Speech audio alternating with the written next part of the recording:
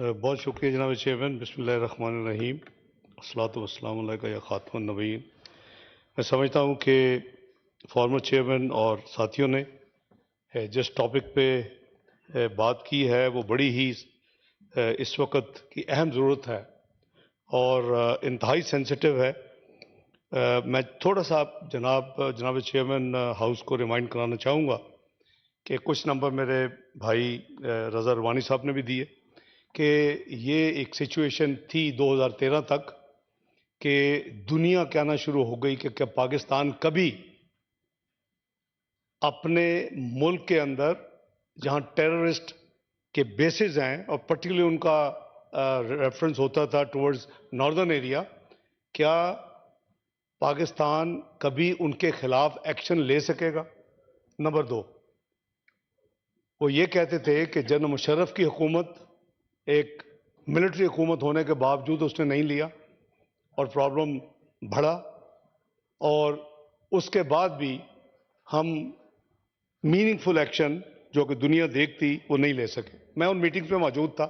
یہ side line of United nation general assembly میں meetings ہوتی تھیں اور اس میں کچھ ان لوگوں میں سے آج یعنی بہت امپورٹنٹ سپر پاورز کے اسٹیٹ کے تمام پروسیس میں امپورٹنٹ پوزیشن پہ اس وقت بیٹھے ہوئے ہیں. تو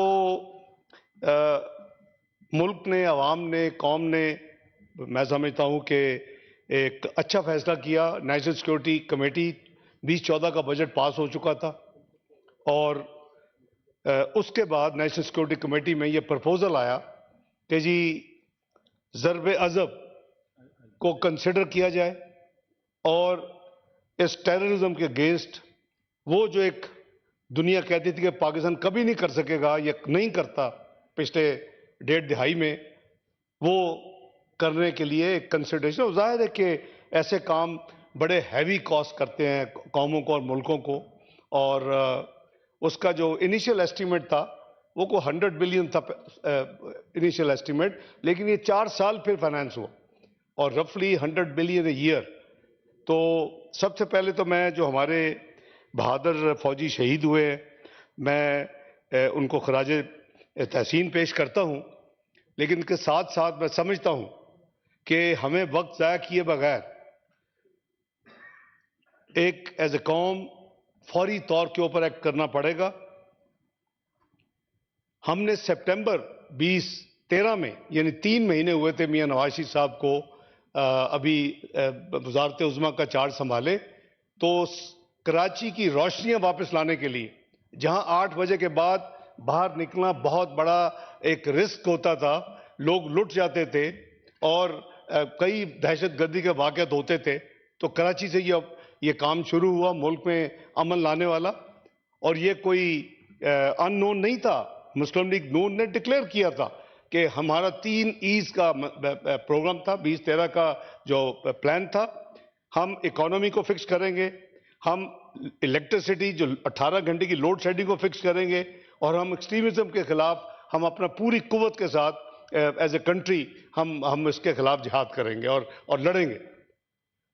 تو کمنگ بیک ٹو دا 30، تو میں عرض کر رہا ہوں کہ سپٹمبر سے وہ شروع ہوا اور آپ نے دیکھا کہ 1.5 سال کے اندر وہ جو کراچی 8 بجے کے بعد بند ہو جاتا تھا، وہاں رات کی روشنیاں واپس آئیں اور الحمدللہ وہ اس میں قریباً 1.5 سال میں کافی زیادہ امن قائم ہو چکا تھا اور یہ جو انسیڈنٹس تھے بہت کم ہو گئے. Coming to the Zarb Azb, یہ ایک بہت مشکل فیصلہ تھا. میاں نواز شریف صاحب کی قیادت میں یہ فیصلہ ہوا. مجھے پوچھا گیا کہ کیا آپ اتنا بڑا فائنینسنگ کر سکیں گے؟ میں کہا انشاءاللہ کریں گے. اور میں نے جیسے عرض کیا کہ 100 ارب روپے سالانہ کی فائنینسنگ ریکوائرڈ تھی. اس وقت تو خیال تھا 1 سال، لیکن یہ قریباً 4 سال فائنینسنگ ہوئی. اور آپ نے دیکھا کہ اس کے نتیجے میں اللہ کے فضل و کرم سے اس کے بعد ملک کے اندر کلین اپ کرنے کے لیے ضرب عضب کے بعد رد الفساد کو شروع کیا گیا throughout the country, interior میں اور انٹرنل صوبوں میں. اس کا اپنے ایک مزید اس میں بہتری آئی. اور اگر آپ حکومت کو کہیں، کیئر ٹیکر بھی لا کے یہاں ان کیمرہ بریفنگ دے سکتی ہے، آپ سٹیٹسٹکس دیکھیں، نمبرز ول سپیک. کہ کہاں 2013 میں تھا، 14 15 16 17 ہم کہاں پہنچ گئے تھے. لیکن ایک چینج آف پالیسی آئی 2018 کے بعد، اور اس کے بعد میں عرض کروں گا فاسٹ فارورڈ کہ آپ نے دیکھا کہ وہاں طالبان کی حکومت آتی ہے اور ہمارے ذمہ داران وہاں پہنچ جاتے ہیں اور کیمرہ ان کو کیپچر کرتا ہے اور ہمیں پتہ چلتا ہے کہ وہاں پہنچ کے بات چیت ہو رہی ہے، اور اس کے بعد وہاں بات ختم نہیں ہوتی. Hundreds of hardened terrorists were forced to release under that understanding in Kabul. وہ کیا ہے؟ کوئی اس قوم کو بتائے گا کہ وہ کیوں کیا گیا؟ میں سمجھتا ہوں کہ یہ وہ تمام ایک یو ٹرن پالیسی جو ہم نے لی، جو ان کو انگیج کیا، جو ہارڈنڈ کرمنلز، جو ہارڈنڈ ٹیررسٹ تھے ان کو ہم نے ریلیز کیا، اور اس کے بعد آپ دیکھیں کہ ہر مہینے، ہر ہفتے، ہر مہینے ایک نیا نمبر آپ کے سامنے آ رہا ہے. میں دکھ کے ساتھ یہ کہتا ہوں کہ یہ ایک انتہائی سیریس مسئلہ ہے. یہ ہمارے اور ہماری پوری قوم کے جان و مال کا معاملہ ہے، ان کا تحفظ کا معاملہ ہے. کوئی سیف نہیں ہے، کسی کو کوئی پتہ نہیں کہ کس وقت کون سا. اب یہ میاں والی دیکھیں کیا ہوا ہے. I mean, it's unbelievable. تو میں آپ سے گزارش کروں گا کہ آپ نے ہاؤس چلانے کا پلان کیا ہوا ہے، آپ کیئر ٹیکر نگران حکومت کے وزیر صاحب تشریف رکھتے ہیں، آپ فیصلہ کریں. ان کو کہیں کہ ان کیمرہ آ کے بریفنگ دیں، پوری ہسٹری دیں، پورے ہمیں نمبرز دیں، and we will be a political ہو کے اس کو دیکھیں کہ ملک کے لیے کیا بہتری ہے. ان کو ایڈوائز کریں. اگر کوئی یہ کہتا ہے کہ نہیں ابھی ٹھہر جائیں، ابھی 8 فروری کا انتظار کریں، ان چیزوں میں انتظار نہیں ہوتے جناب chairman. Every minute counts and every second counts. تو آپ فکس کریں. میں سمجھتا ہوں کہ یہ اس وقت کی ضرورت ہے. یہ انٹیریئر منسٹری کے پاس ڈیٹا اویلیبل ہے، یہ سب چیز لا کے آپ کے سامنے رکھیں گے.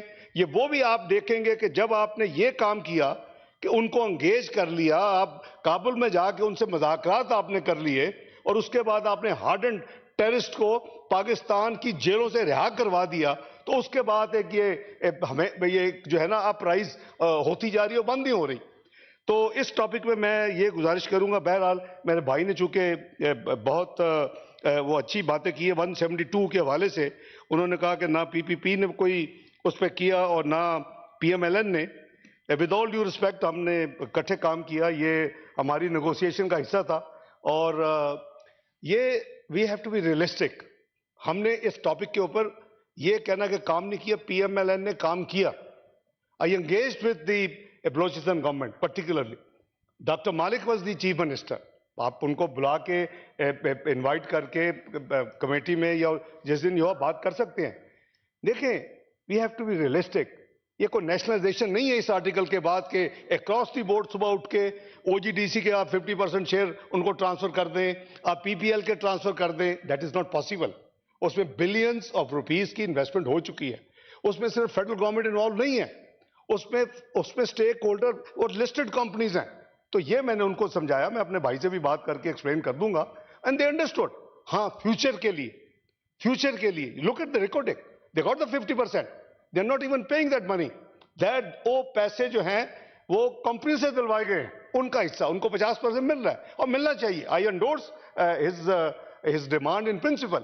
لیکن یہ کہنا کہ 172 سب آرٹیکل 3 پہ عمل نہیں ہوا یا کسی نے نہیں دیکھا، with all due respect, he is a very dear brother who I have been extensively engaged to make them understand. They were demanding کہ جی ہمیں یہ کل صبح 50% شیئر ٹرانسفر کر دیں. وہ کیسے ہو سکتے ہیں؟ بلینز آف روپیز کی انویسٹمنٹ ہو چکی ہے، اس میں فیڈرل گورنمنٹ ہے، اس میں شیئر ہولڈرز ہیں. ان کو آپ کس how can you listed company کا صبح، یہ تو نیشنلائزیشن والی بات ہو جائے گی نا ٹو دی ایکسٹینٹ آف 50%.